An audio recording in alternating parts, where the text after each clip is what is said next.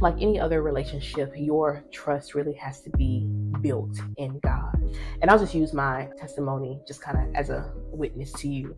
When I first came back to the Lord, when God snatched me back, right? Hey, she belongs to me. That's what God was saying, right? When God brought me back to Himself, I used everything that He was doing in my life as a stepping stone of faith, saying, okay, God can be trusted. God is faithful, right? God restored my relationship with my sister. God healed my body, right? God brought me into a community of Bible believing, tongue talking Christians, right? God did this, God did that. God did so many things in such a short amount of time that it built my faith in Him, right?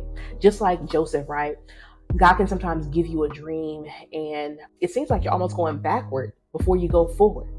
Yes, even though Joseph was sold into slavery, God gave him favor. That was a stepping stone. Potiphar's wife lied on Joseph, right? He ended up in prison, but even in prison, he found favor. That was another stepping stone, right? When people were brought into prison and he interpreted their dreams, and yet he was forgotten, right? And then 2 years later, I think 2 or 3 years later, it was remembered that Joseph could interpret dreams. He was brought before Pharaoh and interpreted his dream. That was another stepping stone, right? And then when Pharaoh had a dream, right, and it was predicted that there was going to be a great famine in the land. There was going to be 7 years of plenty, 7 years of famine, right?